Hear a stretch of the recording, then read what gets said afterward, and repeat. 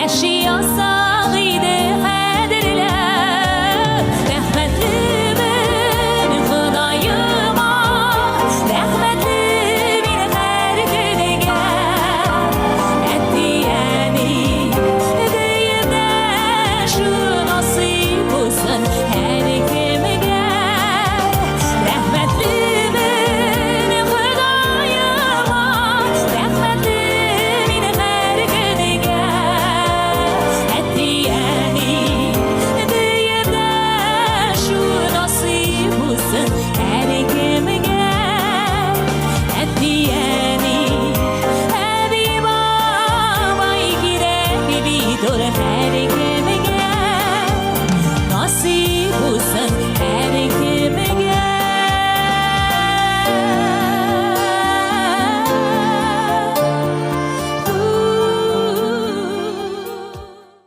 Добрый день, меня зовут Полина, я пиар-менеджер отдела классической литературы издательства «Эксмо», и сегодня я бы хотела рассказать вам про нашу самую узнаваемую, всеми любимую серию «Магистраль. Главный тренд».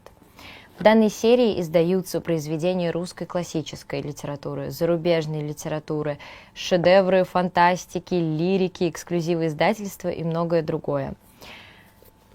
Основная особенность книг данной серии в их формате. Это надежный, но очень удобный покет с минималистичной обложкой, иллюстрации которой тонко намекают читателю на сюжет произведения.